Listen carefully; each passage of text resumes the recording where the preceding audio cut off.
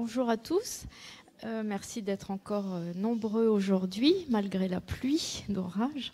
Alors, on a le plaisir d'accueillir aujourd'hui Dominique Morel, qui est conservateur en chef des objets d'art chargé des départements 19e et 20e des objets d'art. Il est en charge donc de cette collection depuis de nombreuses années au Petit Palais maintenant. Il est il a été commissaire de plusieurs expositions au Petit Palais, dont la dernière en date de Nitis, qui était en 2010-2011, pardon. Et il est également l'auteur d'un petit ouvrage qui est en lien direct avec la conférence qui va suivre, qui s'appelait Poèmes de cristal, qui est en vente à la librairie, à la collection Petite Capitale. Voilà le petit ouvrage en question. Et donc aujourd'hui, il va nous parler de Poèmes de cristal, donc de toute cette collection de verreries Art Nouveau qui se trouve conservée au Petit Palais et dont il a la charge. Voilà, je lui laisse la parole tout de suite. Merci. Merci Sophie.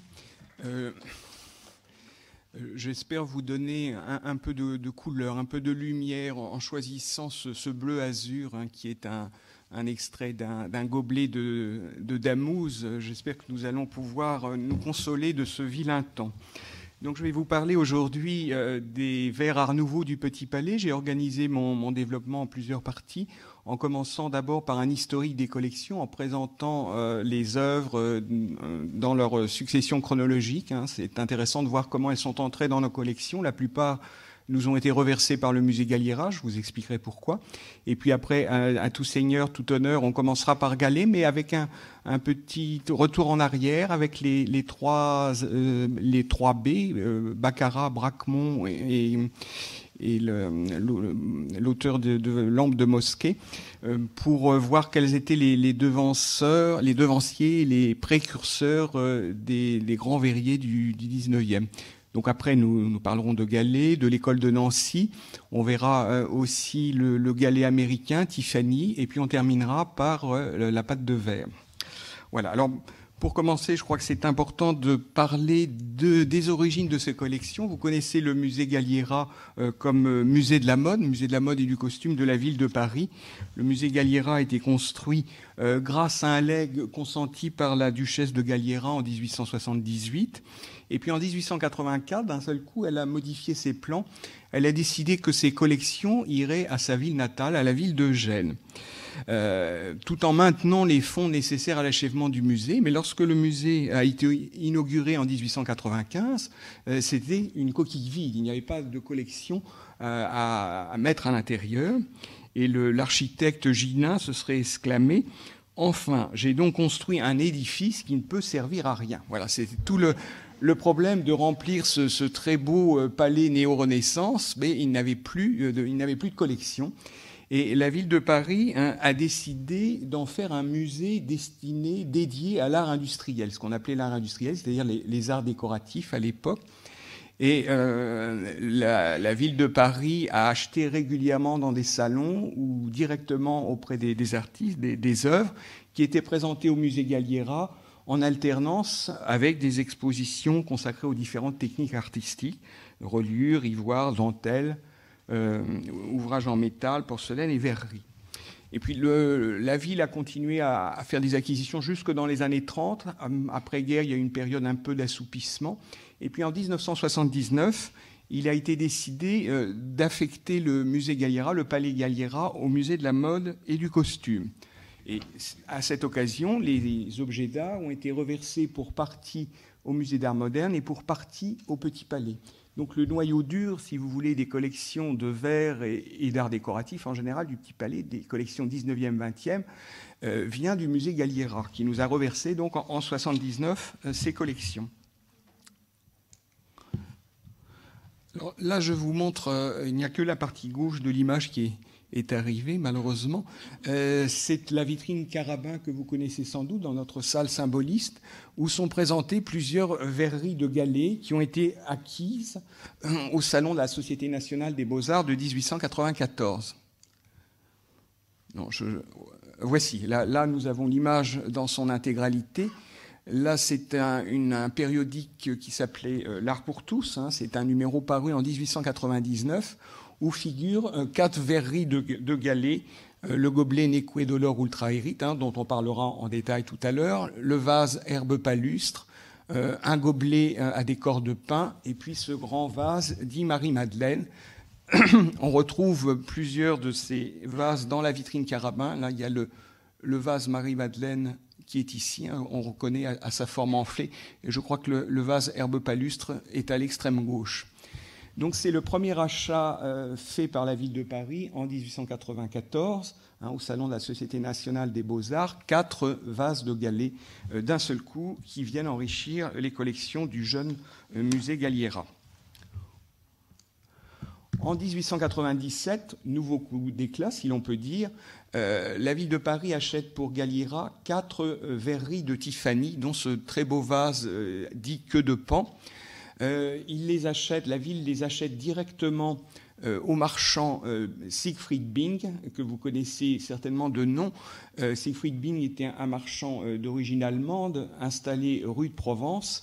Et en 1895, il rebaptise sa boutique l'Art Nouveau. Et l'origine du mot Art Nouveau vient vraisemblablement du nom de la boutique de Siegfried Bing, qui a commencé par vendre des pièces japonaises et qui s'est mis, dans les années 95, à montrer l'art contemporain, et principalement des verres de Dôme, de Gallet, de Lalique et d'autres objets d'artistes contemporains.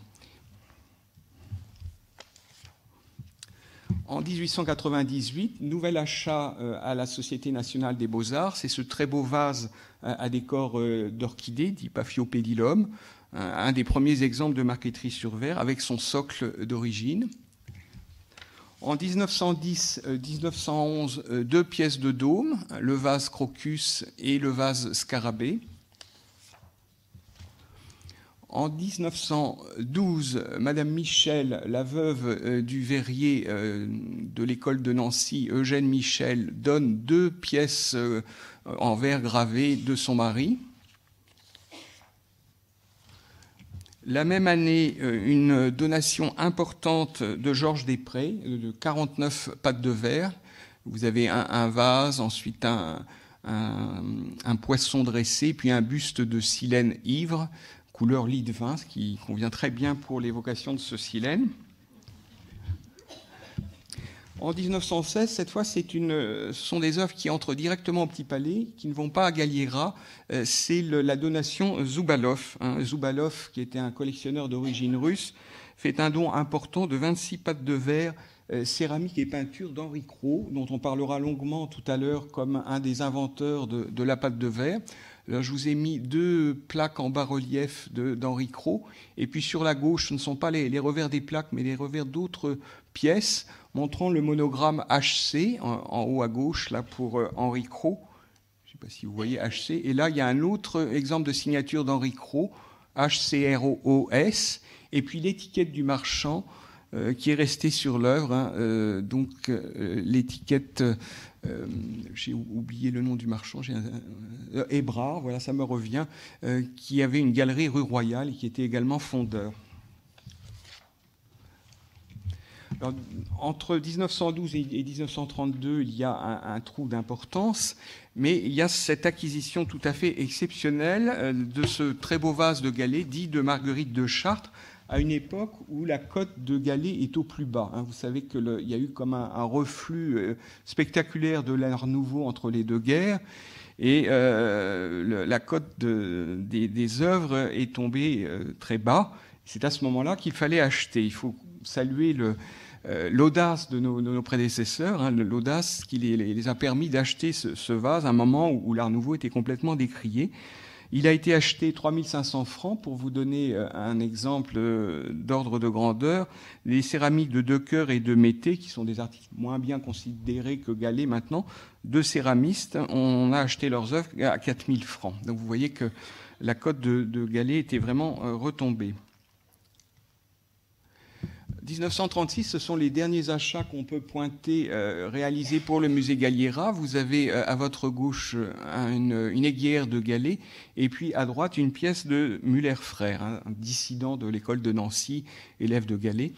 Donc en 1936, à la vente Corbin, le musée Galliera achète 4 verreries de Müller Frères et 4 vases de Gallet. Corbin était le directeur des magasins réunis à Nancy. Louis Corbin est le frère d'Eugène Corbin, collectionneur et fondateur du musée de l'école de Nancy.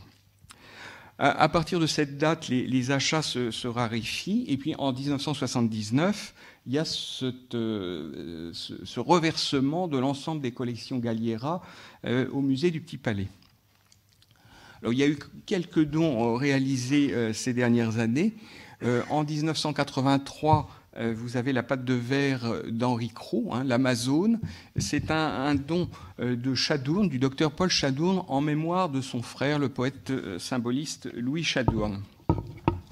Et puis à droite, c'est une cruche, un pichet de Bracquemont, don de Jean-François Manière. Et puis il y a eu des acquisitions à titre onéreux. Donc de gauche à droite, il y a cette très belle cruche aux 3 sirènes de Corchemont. Au milieu, en 2004, c'est le vase à décor de chrysanthème de Gallet. Et puis à droite, cette lampe de mosquée de Brocard. Vous voyez tout de suite la parenté d'ailleurs entre la lampe de mosquée de Brocard et puis le grand vase de Gallet. C'est la même technique des émaux durs, des émaux en relief.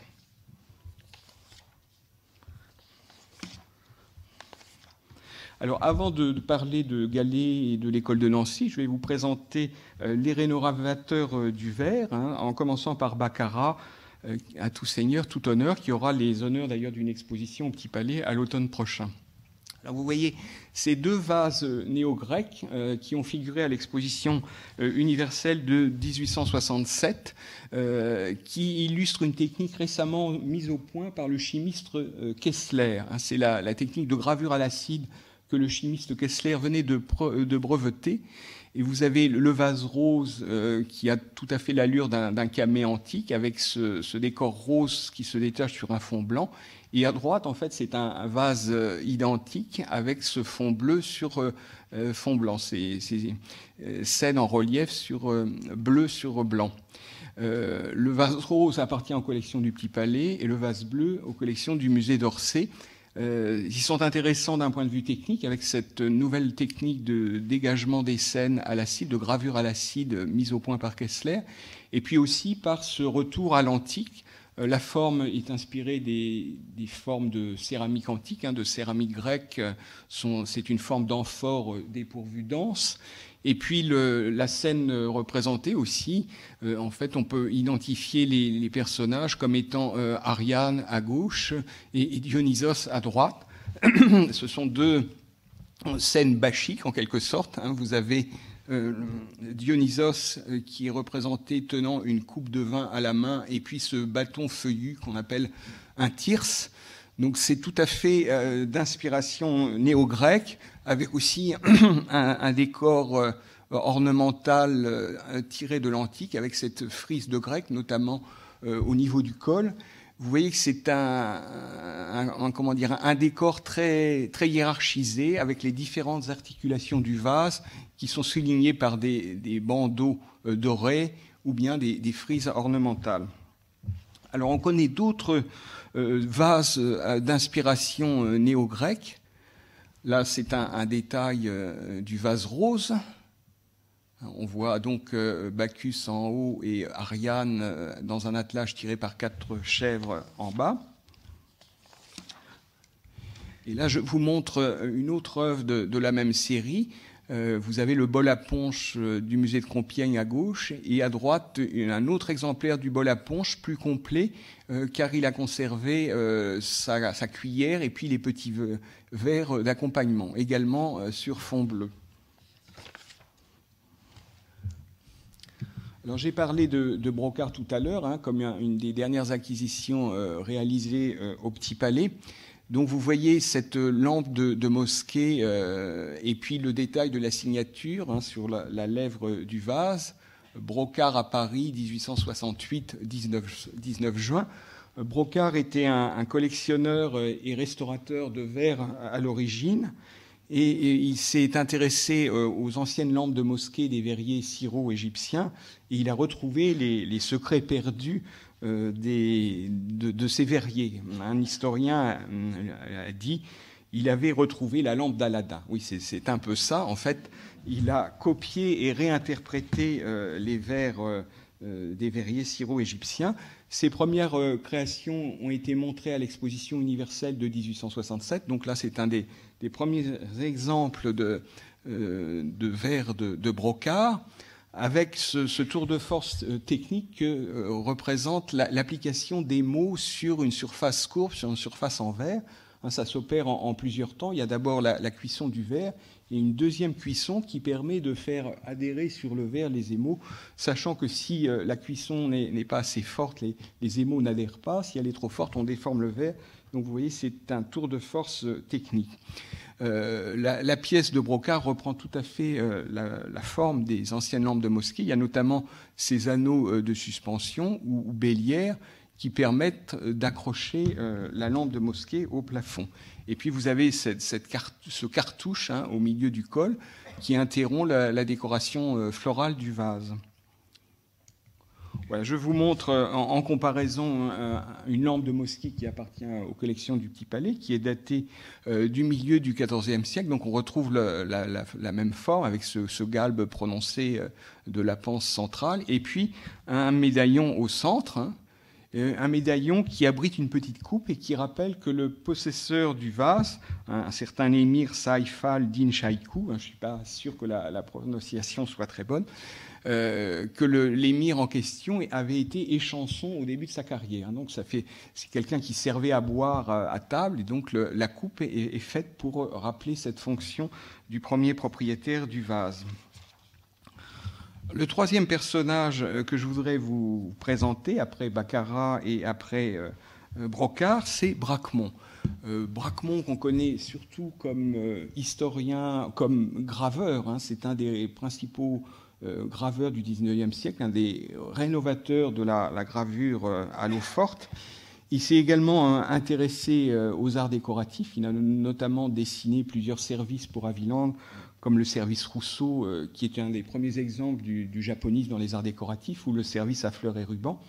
Et puis, en autre titre de gloire, il a participé à 3 expositions du groupe impressionniste, notamment la première en 1874. Et puis, il est aussi à l'origine de la création de l'atelier d'Auteuil pour le comte d'Haviland, où il a dirigé cet atelier expérimental où on a expérimenté les différentes formes de décor à la barbotine. Mais là, ce qui nous intéresse, c'est ce pichet qui est en fait un élément isolé qui appartient à ce qu'on appelle un service du verre d'eau.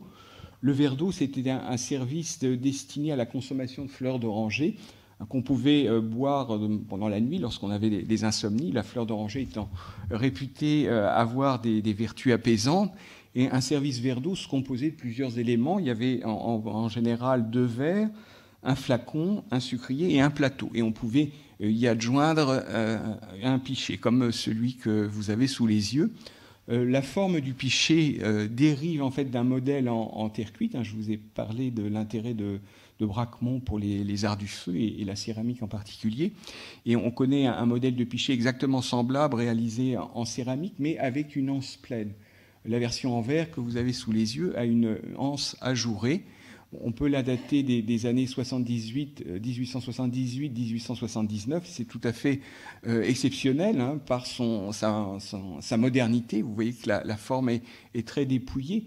Le seul indice peut-être qui nous permettrait de le dater, c'est le monogramme rapporté en relief sur le flanc du pichet, qu'on n'a pas identifié, qui a des formes contournées et compliquées, typiques de l'époque. Mais sinon, le profil du pichet est extrêmement moderne pour l'époque et extrêmement dépouillé.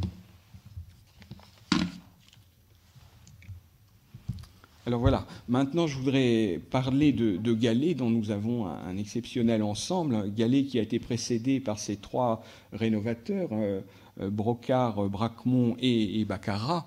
Quelques mots sur Gallet peut-être, mais voilà.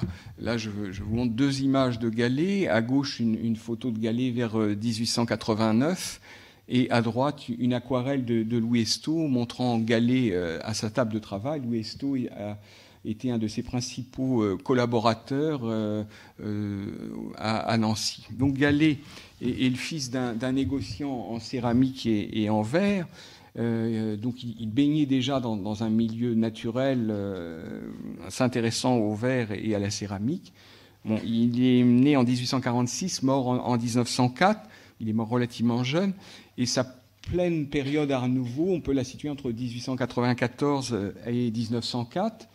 Il est réputé pour ses verres à plusieurs couches. Vous savez qu'il est gravé ses verres à l'acide ou à la roue et il dégageait plusieurs couches de couleurs, plusieurs strates de couleurs.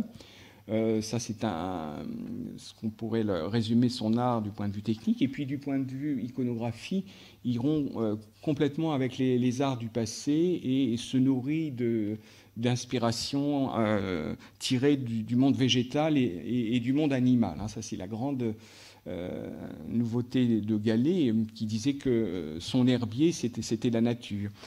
Et puis, autre caractéristique de Gallet, c'est son goût pour la littérature. Il orne fréquemment les panses de ses vases de citations empruntées à ses auteurs favoris, comme Victor Hugo, Henri de Régnier, et Maeterlinck, etc. Bon, Gallet a été un des fondateurs de l'école de Nancy, cette école qui avait pour but de lutter contre la concurrence étrangère et de renforcer la collaboration entre les différents artistes, que ce soit Gallet, Prouvé, Majorelle ou Vallin. Bon, cette école a eu son apogée en 1909 à l'exposition internationale des arts de l'Est, qui s'est tenue à Nancy. Et puis, c'est aussi le chant du cygne. À partir de cette date, l'école de Nancy n'a plus tellement fonctionné. Et puis, il y a eu la guerre qui est arrivée entre-temps.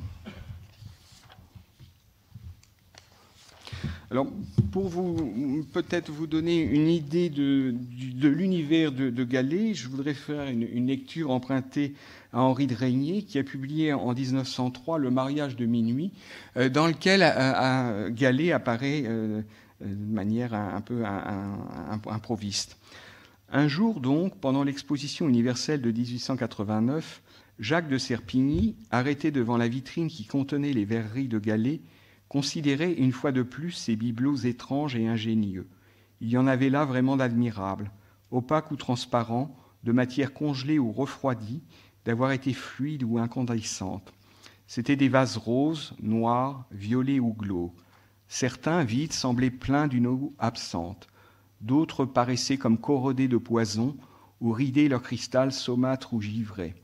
Sur leurs parois se dessinaient des algues, des herbes, des feuilles, des écorces, des insectes ou des poissons, des libellules cassantes ou de molles chauves-souris. L'art de ces fioles et de ces coupes était composite, singulier, impur et séduisant. La curiosité des formes compensait l'infirmité des lignes. Les panses s'enflaient bizarrement, les cols s'amenuisaient outre mesure, les anses se contournaient ou se recroquevillaient avec des fantaisies baroques. On éprouvait devant ces vers une sorte de malaise, mais il était impossible de ne pas admirer leur invention et leur travail. Donc c'est un commentaire un petit peu réservé, c'est le moins qu'on puisse dire, sur l'univers de Gallet, sur son univers de créateur. Ça a été publié 1 an avant la mort de Gallet. Vous voyez que Gallet n'était pas complètement accepté à l'époque. Mais ça rend bien compte de cet univers un peu décadent. Et Gallet lui-même a beaucoup lu et emprunté à ses écrivains fin de siècle. Voilà, l'exemple le plus ancien que nous ayons de verrerie de Gallet conservé dans nos collections, c'est ce vase à décor de chrysanthèmes et de menthes religieuses. Il appartient à la période qu'on appelle des verres transparents, 1874-1884, et vous voyez qu'il se compose de 2 parties. Il y a le fût quadrangulaire qui vient s'emboîter dans une base creuse. Donc c'est un des premiers exemples de l'art de Gallet-Verrier, avec des émaux qui doivent beaucoup à l'exemple de Brocard. On a vu la lampe de Mosquée, c'est la même technique des émaux émaillés en plein. Et puis un décor floral qui rétablit la continuité entre les 2 parties du vase. Vous voyez que la fleur de chrysanthème se prolonge du pied jusque sur le fût du vase et efface en quelque sorte les 2 parties du vase. Bon, c'est un décor qui doit beaucoup à l'exemple du Japon. Hein, la chrysanthème, c'est la fleur impériale, bien sûr. Et puis avec le détail de la libellule, de la menthe religieuse plutôt, posée sur la branche, hein, vous l'avez ici. On est vraiment dans un univers naturaliste inspiré des estampes d'Okusai ou d'Hiroshige.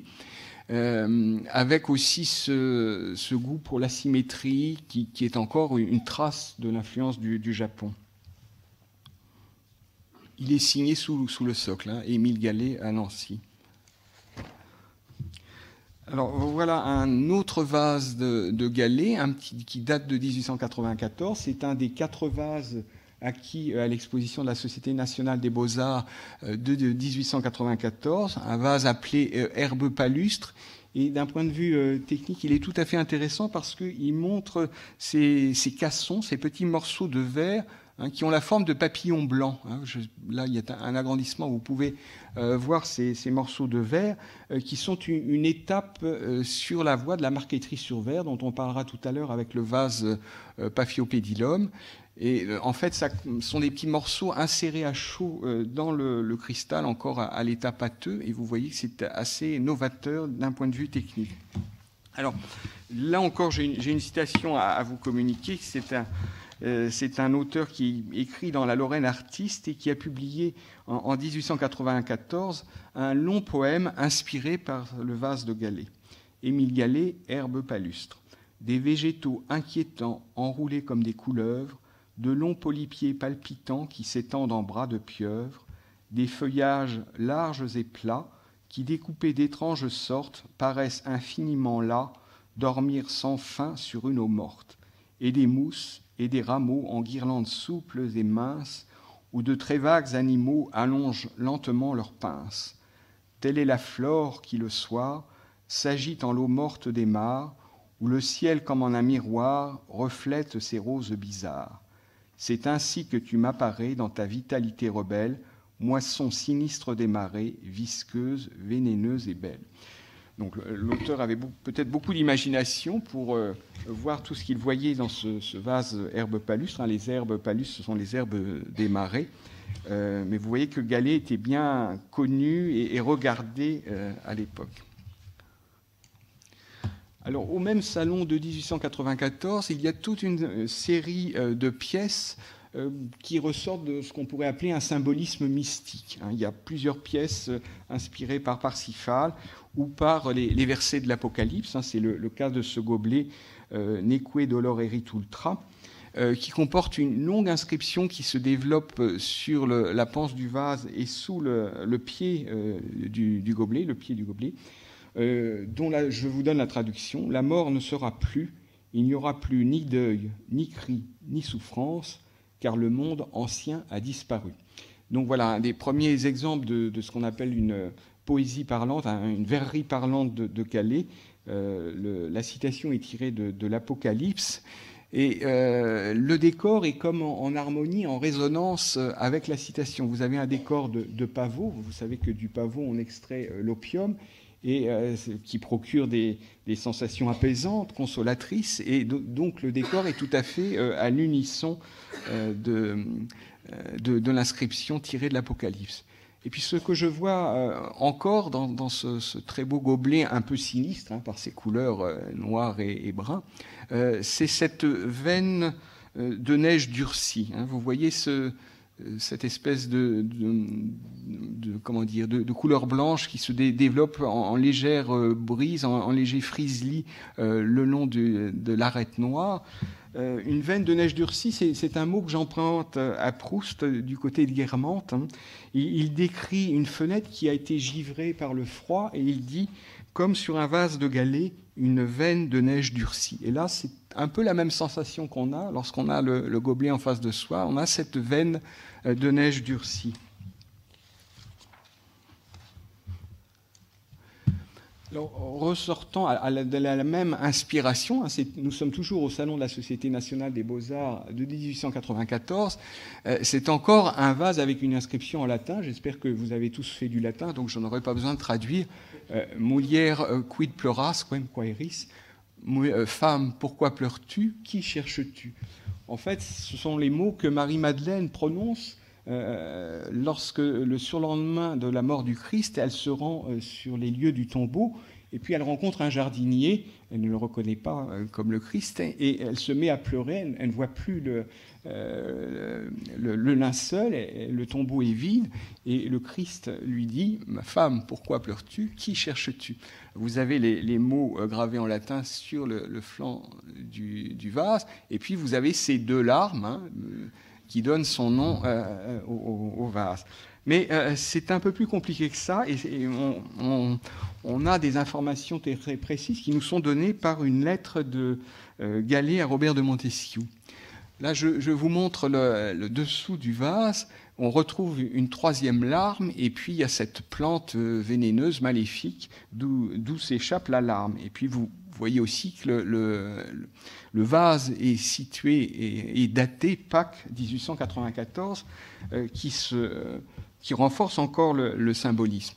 Alors, je fais allusion à cette lettre qui se termine par ces mots. « Faites-vous montrer par d'Aigues-Perse, qui était le dépositeur de Gallet à Paris. » C'est Gallet qui parle et qui écrit à Montesquieu. Le dessous de cet électuaire, et cet électuaire c'est le vase, où Belladone Kundry, la fleur noire, pleure.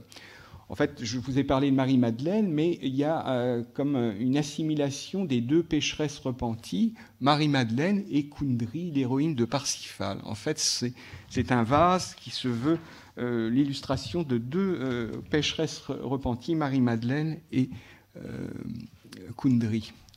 Voilà la lettre en question. Vous avez, que j'ai retrouvée au département des manuscrits de la Bibliothèque nationale, vous avez en marge le petit vase qu'on reconnaît bien, là, même s'il est dans un sens horizontal, le vase Marie-Madeleine. Et puis vous avez un portrait de Robert de Montesquieu. Alors je vous lis le texte de la lettre parce que c'est tout à fait intéressant. Gallet explique un peu ce qu'il a voulu faire. Nancy, le jour du vernissage. Merci pour ce joli billet de poète à Verrier et pour cette consolation. Il paraît que les vases sont vendus. En tout cas, le flacon d'ombre, c'est encore un autre mot pour désigner le vase Marie-Madeleine. Qu'importe, si l'électuaire de Marie-Madeleine vous a séduit, nous rallumerons le fourneau qui fondit ces trois larmes. Donc il y a bien trois larmes, deux sur les côtés et une en dessous, et nous ferons mieux encore que ce qui vous parut bien. Et quant au prix, ce sera celui de votre amitié pour Émile Gallet. Ne m'enverrez-vous pas une reproduction auto du portrait vôtre? Là, vous avez un portrait par auto, dont on parle bien et dont vous êtes satisfait. Je veux le mériter. Je ne puis aller à Paris, du moins avant l'automne. C'est à vous de venir. Voilà de l'impertinence. Si vous retournez à Bayreuth, passez par ici en revenant sur tout, afin qu'un peu de cette ère des cimes wagnériennes reste, alors là il y a un mot qu'on ne déchiffre pas, à la vôtre. Faites-vous montrer par d'Aigues-Perse le dessous de cet électuaire où Belladone Kundry, la fleur noire, pleure. Donc vous voyez que chaque vase a un contenu symbolique très, très profond, en particulier celui-ci. Alors on va arriver vers des horizons un peu plus gais, un peu moins noirs que ces pièces d'inspiration mystique, avec ce vase dit Paphiopédilum. En fait, Paphiopédilum, c'est une espèce d'orchidée, dite sabot de Vénus, que Gallet expose en 1898 au Salon de la Société nationale des beaux-arts. Et cette pièce est exceptionnelle, déjà par son décor qui est magnifique, de cette superbe orchidée, et puis parce que c'est un des premiers exemples de marqueterie sur verre. C'est une technique inspirée de l'art des ébénistes qui consiste à insérer à chaud donc des morceaux de verre, des morceaux durcis récupérés lors de cuissons précédentes. Voilà, là, je vous montre un gros plan de ce poème de couleurs et de formes, de ce vase Paphiopédilum. Je ne sais pas si vous arrivez à lire « Trésor des humbles » ici. En fait, le vase est orné d'une citation empruntée à Maeterlinck et qui vient du Trésor des humbles. Et la citation dit « Une chose belle ne meurt pas sans avoir purifié quelque chose ». Donc encore un exemple du symbolisme de Gallet, qui croyait, comme Maeterlinck, à la vertu magique de la beauté. Je vais vous lire, remettre dans le contexte cette citation. « Une belle chose, parce qu'il a inversé l'adjectif et le nom, une belle chose ne meurt pas sans avoir purifié quelque chose. Il n'y a pas de beauté qui se perde, il ne faut pas avoir peur d'en semer par les routes. Voilà, donc ça c'est une bonne mission, semer la beauté sur les routes. J'espère qu'à l'issue de cette conférence, vous aurez envie de semer la beauté par les routes. Donc ça vient de ce livre, Le Trésor des âmes, publié en 1896 à Paris. Metterlinck, c'est un écrivain qui revient un peu à la mode en ce moment. Il y a eu récemment cette pièce à Glavenne et ses Lisettes, qui est un écrivain mystique, qui a eu le prix Nobel de littérature dans les années 10 ou 20, je ne sais plus.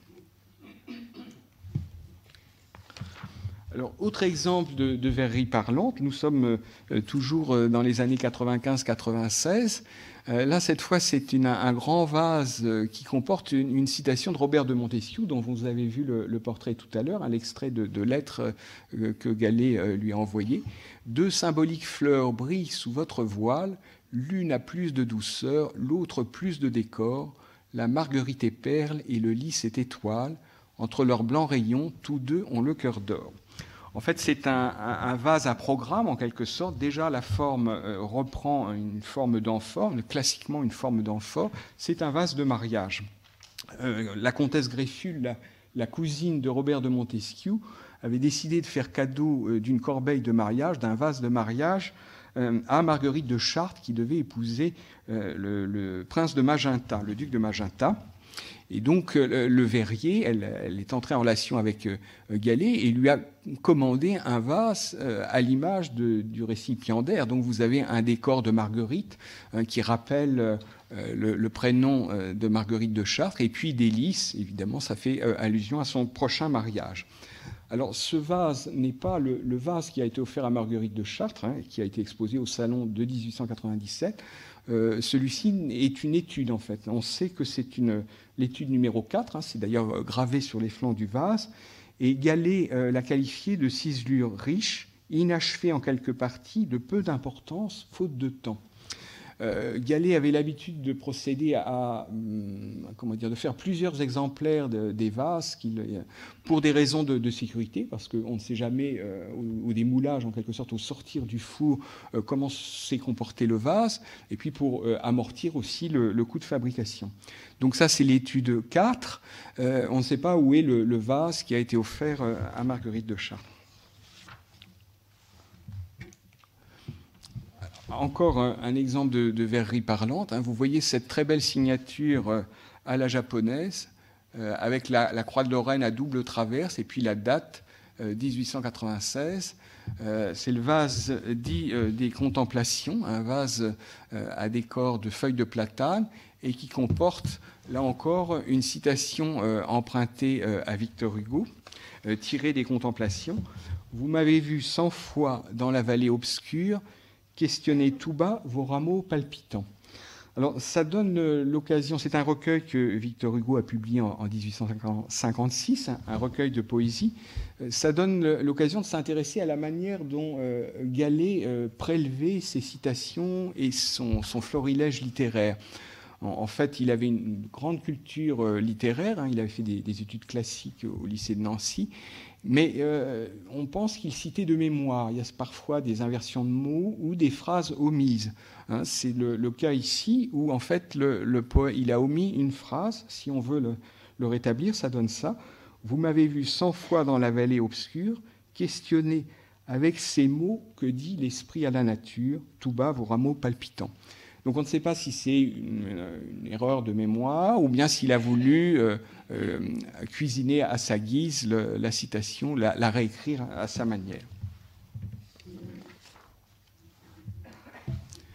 Voilà, je vous remontre la signature avec ce très beau travail de dégagement des couches du verre. On ne se lasse pas de regarder ces détails des vers de Gallet.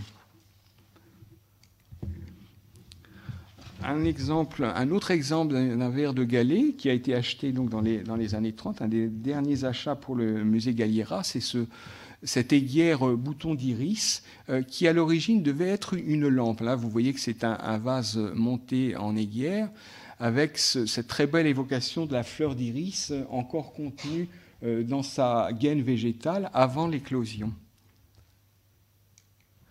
Voilà, je vous montre en comparaison deux vases très proches de celui du Petit Palais. Un vase conservé à Nancy, au musée de l'école de Nancy, et un autre vase conservé dans un musée japonais, le Kitazawa Museum. Et vous voyez à droite ce vase qui comporte une ampoule en forme de bouton floral. Et on pense que dans les premières versions, c'était un vase c'était un vase qui comportait une ampoule avec une inscription gravée « Lumière, tu ne seras pas éteinte ». Alors, les spécialistes de Gallet disent que cette phrase peut avoir deux sens. Elle fait référence à la fonction de l'objet, hein, qui est un vase d'éclairage, ou bien à l'affaire Dreyfus. Vous savez que Gallet s'est engagé très nettement pour la révision du procès du capitaine Dreyfus et a pris fait et cause pour Dreyfus. Donc il y aurait une allusion à l'affaire Dreyfus. Alors, puisque cette conférence a lieu dans le cadre de l'exposition Paris 1900, je vous montre un vase qui est en fait une réédition d'un vase créé en 1889, une réédition pour l'exposition universelle de 1900. C'est ce porte-bouquet pourpre au pavot. C'est sans doute un des vases où Gallet s'est le plus approché de l'art d'Asie. Vous voyez que les tonalités du vase, du porte-bouquet, sont de rouge sombre et évoquent tout à fait les tabatières chinoises que l'artiste avait pu voir aux expositions universelles de 1878. Et puis il y a cette citation très japonisante, Gallet, qui s'étage sur les flancs du vase. Alors on connaît plusieurs exemplaires du porte-bouquet. Il y en a un notamment au musée de l'école de Nancy qui doit être le premier modèle. Et ces modèles diffèrent en général par le décor, qui est un décor de pavot ou bien de plantes d'avoine. Donc c'est un vase qui a figuré à l'exposition de 1900 et qui comporte un socle en bois sculpté.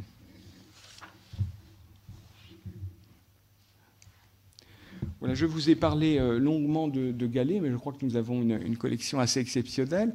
Là, nous allons parler d'un autre artiste de l'école de Nancy, Daume. J'allais dire les frères Daume, parce qu'en fait, ce sont deux frères qui travaillent en association, Auguste et Antonin Daume. Auguste étant le gestionnaire et Antonin le responsable de l'orientation artistique de la manufacture. Ils ont donné une nouvelle impulsion à la fabrique créée par leur père, qui était une fabrique de gobelletterie et de verre courant, de flacons. Et ils ont donné à cette fabrique, à cette entreprise, une orientation résolument artistique.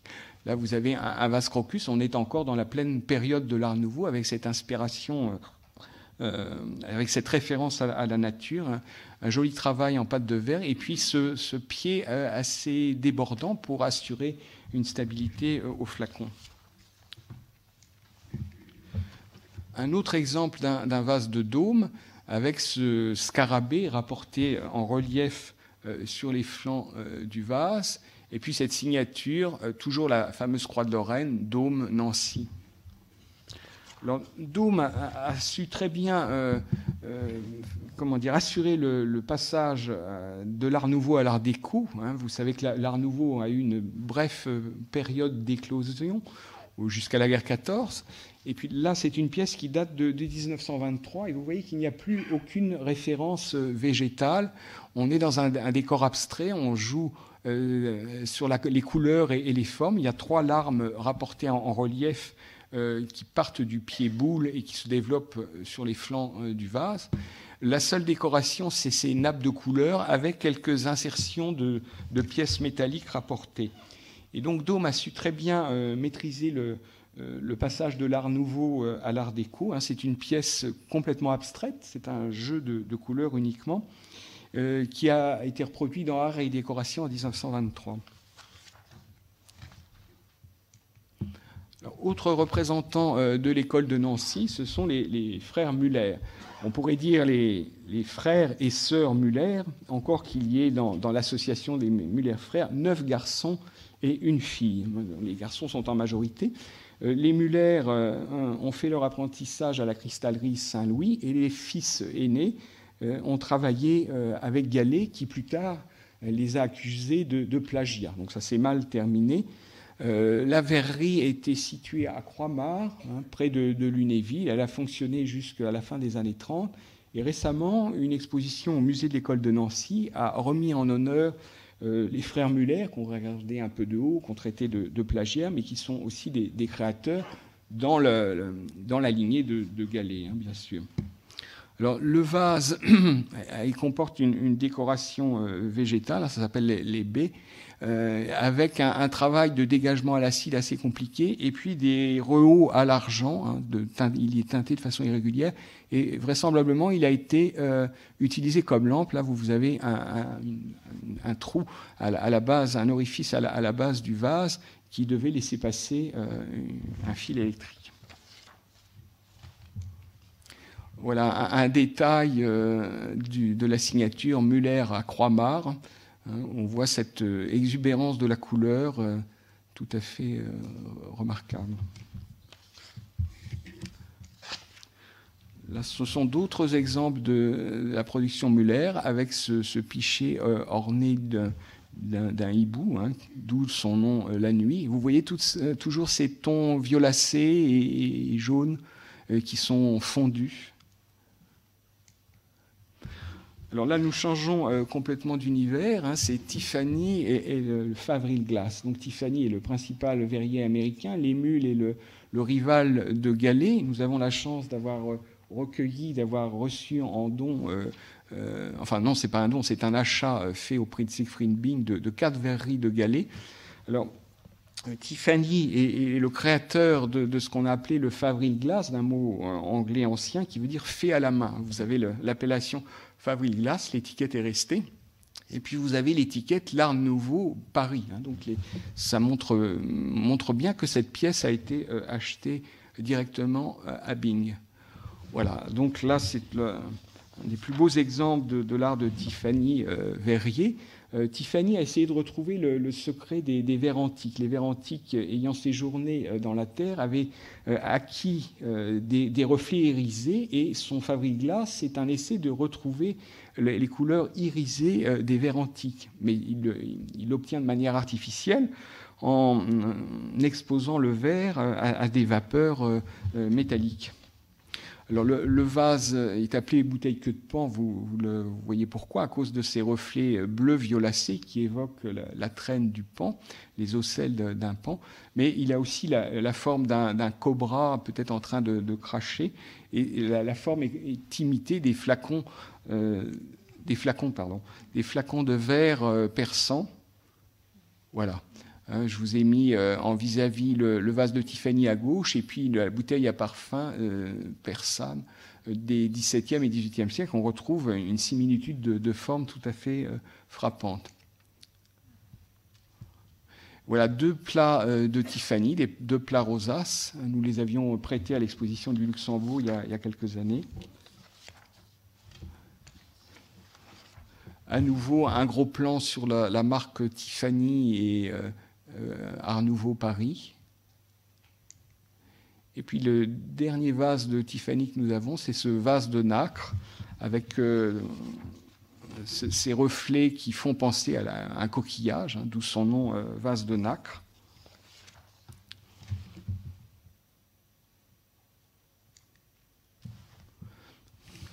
Voilà, là c'est pour introduire la section sur l'Art Nouveau. Je me suis amusé à trouver cette citation de Félix Fénéon, écrivain fin de siècle, familier des milieux anarchistes, grand découvreur des peintres d'avant-garde, que ce soit Seurat ou Signac, et compagnon d'Henri Cros. La pâte de verre a été remise à l'honneur par Henri Cros. C'est encore un procédé antique, très connu des anciens Grecs et Romains.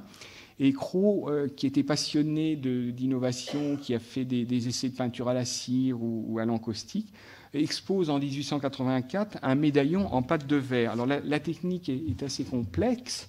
Elle consiste à agglomérer dans un creuset de la poudre de verre et ensuite à la passer au four. Alors voilà cette Amazone à laquelle nous avons donné le nom d'Azur pour respecter le souhait du donateur. C'est un don Paul Chadourne, en mémoire du frère qui s'appelle Louis Chadourne, un poète symboliste. Et là encore, je vais vous lire le poème qui a donné son nom à cette Amazone, hein, donc cette femme qui monte à cru sur un cheval. On dit une Amazone, mais ça pourrait être une centaure, hein, tellement le personnage fait corps avec son animal. Nulle mémoire n'allonge d'ombre sur mon instant, et je vis dans l'ardeur du jour comme une épée nue. Je ne suis d'aucune chose et d'aucun homme, je suis une poitrine heureuse, je suis une force qui déplace l'azur. Voilà le nom de cette patte de verre. Autre petite patte de verre, hein, Cros a fait quelques œuvres monumentales, nous n'en avons pas dans nos collections, mais il y en a au musée d'Orsay et au musée des arts décoratifs. L'histoire de l'eau et l'histoire du feu. Et si vous connaissez le musée Victor Hugo, il y a une grande plaque de verre de Cros dans l'escalier qui monte aux étages, une apothéose de Victor Hugo. Et là, c'est un buste de la fille de l'artiste Marie Cros, avec ses couleurs un petit peu passées qui donnent à ces créations l'impression qu'elles sont d'aucun âge, d'aucune époque. Voilà deux petits bas-reliefs, l'un représentant une femme à la lyre qu'on croirait échappée d'un tombeau grec ou romain, et puis à droite, cette femme plus datée, plus 1900, avec ce collier de perles, ses pendants aux oreilles, et puis ce corsage dentelé. Je vais encore vous citer Henri de Régnier, dont je vous avais lu tout à l'heure une longue citation à propos de Gallet, mais je crois qu'il a très bien saisi l'esprit des créations de Cros. Il y a dans les beaux bas-reliefs de Cros en pâte de verre, il y a, si l'on peut dire, du Puvis de Chavannes cristallisé. Je crois que c'est tout à fait ça. Il y a cette référence à l'antique et ces tons pastels un peu étouffés qui font penser aux créations de Puvis de Chavannes. Alors à la suite de Cros, plusieurs artistes seront tentés de continuer dans la même voie, d'utiliser la pâte de verre comme matériau de création. Là, vous avez deux gobelets de Damouze. Damouze qui s'est formé très tôt à l'imitation de son père, qui était sculpteur ornemaniste à la manufacture de Sèvres, et qui expose pour la première fois à la SNBA en 1893 des pâtes d'émail, en 1898. Donc ce sont ces gobelets d'une légèreté et d'une fragilité étonnante. Hein. Il utilise un matériau un peu semblable à la pâte de verre de Cros et rencontre un très grand succès à l'exposition universelle de 1900. Voilà un autre exemple de Damouze, c'était l'image d'introduction. Hein. Vous reconnaissez la libellule sur ce fond bleu-azur. Et là encore, j'ai envie de citer Roger Marx, le grand inspecteur de la création artistique et critique d'art. Il ne nous souvient pas que ces pattes de verre, au ton atténué, mourant, aient déjà procuré au regard des sensations d'une volupté à ce point délicate et troublante. Et c'est vrai qu'il y a une grande sensibilité à l'évocation de cette libellule sur ce fond bleu azur et ces feuilles d'automne. J'espère que vous le ressentez, malgré la distance qu'induit cette reproduction. Hein. On est quand même loin de l'objet, loin du réel. Alors, un autre exemple de pâte de verre, mais dans une technique un peu différente d'Amouze, c'est de Corchemont. De Corchemont qui est à la fois céramiste et verrier, et qui présente en 1912, à la fois au Salon des Arts Décoratifs et au Salon des Artistes Français, plusieurs pâtes de verre avec des parois épaisses, hein, qui témoignent de nouvelles recherches qu'il avait engagées depuis 1909. Là, vous avez sous les yeux cette carafe aux 3 sirènes, dont on connaît une version un peu différente avec des masques. Vous voyez comment les masques s'articulent à la base de la pièce. Et puis cette utilisation de lignes de force, en fait, ce sont des coulures produites par le verre.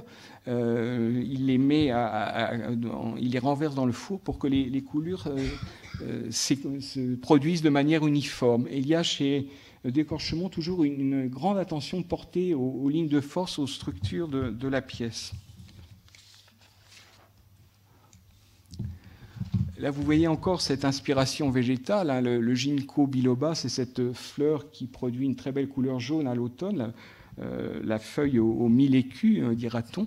Et il utilise ce motif de feuille en forme d'éventail, hein, on la voit à droite, pour structurer sa composition. Il y a 6 appliques en forme de feuilles de ginkgo biloba. Simplement, là, la couleur mauve est complètement artificielle. Autre exemple de l'inspiration tirée de la nature, c'est ce vase crosse de fougère.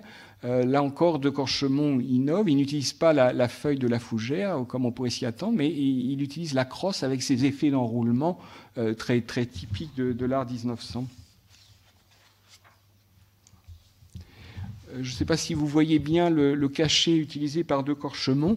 C'est un cachet en forme de coquille. De Corchemont était originaire de Conques, qui avait des liens historiques avec les pèlerinages de Saint-Jacques-de-Compostelle. Donc il a utilisé une coquille en guise de cachet, en guise de signature.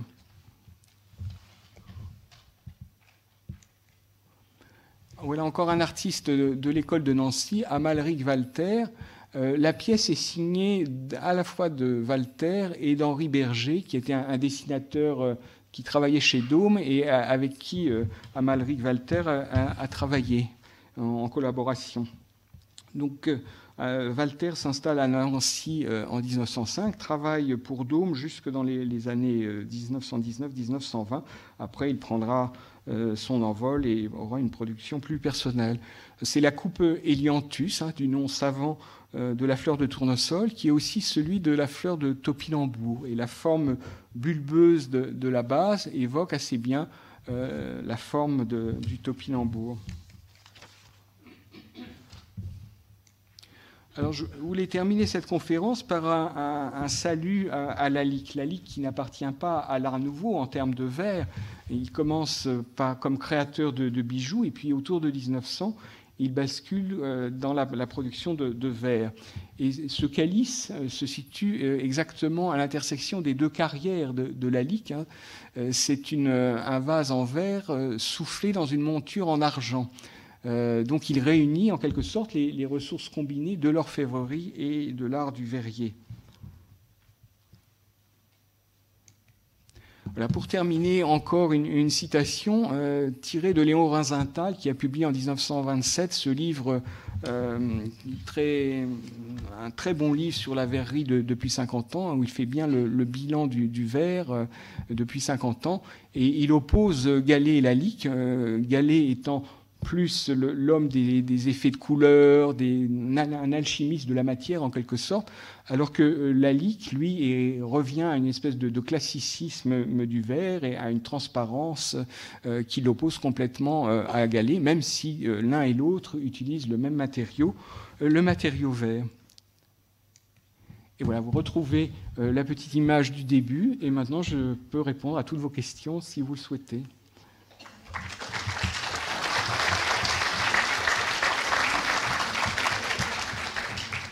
Merci Dominique pour ce focus très précis sur la collection des verres Art Nouveau du Petit Palais et leur richesse à la fois iconographique et technique. Merci, je suis là pour vous apporter le micro si vous avez des questions.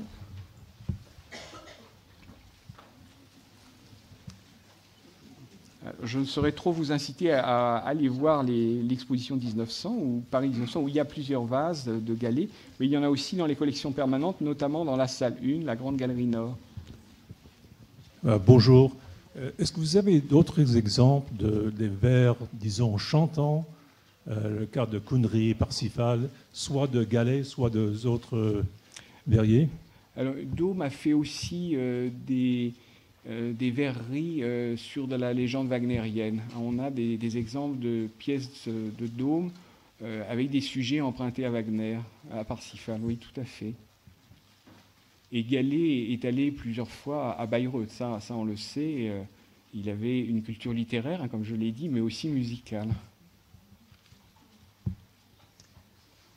Bonjour.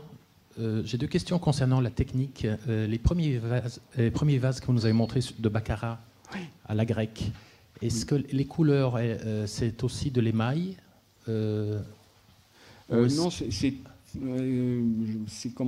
teinté dans le fond. Parce que vous nous avez parlé d'acide, donc c'est creusé à l'acide. C'est pas de l'émail à proprement parler. Non, c'est deux couches dont la couche supérieure est dégagée grâce à l'acide.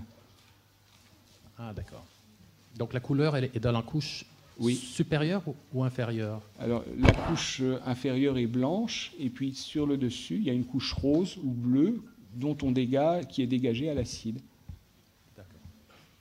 Et sinon, pour la technique de Gallet, les multicouches dont vous nous avez parlé, plusieurs couches de couleurs différentes, chaque couche de verre nécessite une cuisson. Alors là, vous m'en demandez trop.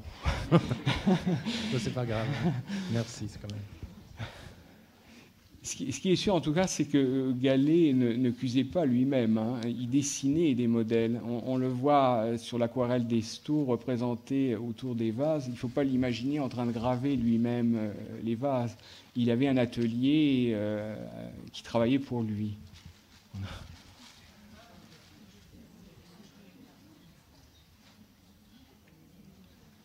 Merci à tous. Donc la prochaine conférence... Il y a encore une... Ah pardon, j'avais pas... Excusez-moi, monsieur. Bonjour, j'ai une question assez simple. Je voudrais savoir si les choix des textes poétiques ont un rapport, et le choix de la nature chez les artistes dont vous nous avez parlé, ont un rapport avec leur engagement social. Alors, j'ai parlé de l'engagement de Gallet aux côtés de Dreyfus. Je parlais engagement social, au sens, sont des patrons qu'on dirait sociaux aujourd'hui, je ne sais pas comment on pourrait dire ça, mais qui ont un projet politique, puisque vous avez évoqué aussi Roger Marx, et je voulais savoir donc si ce projet politique avait un rapport avec leur source d'inspiration. Ça, je ne pense pas. Il ne me semble pas que Gallet ait fait preuve d'un militantisme social au sens où vous le définissez. Il avait des sympathies politiques. Hein. Je vous ai parlé de ses idées de gauche, on pourrait dire maintenant. Mais il évolue dans un univers qui est un univers littéraire, hein, un univers d'écrivains fin de siècle. C'est un grand lecteur de la Bible aussi. Il était de confession protestante. Voilà, je ne peux pas en dire plus concernant son engagement social. Pardon, je n'ai pas entendu. Vous ne voyez pas de lien entre leur inspiration par rapport à la botanique et les choix qu'ils retiennent des textes et puis cet engagement que vous évoquez? Non, ce que je peux dire, c'est que c'était un botaniste émérite. Hein. Il fréquentait régulièrement le jardin horticole de Nancy. Il a fait des communications dans les sociétés savantes. C'était un botaniste émérite, ça c'est sûr.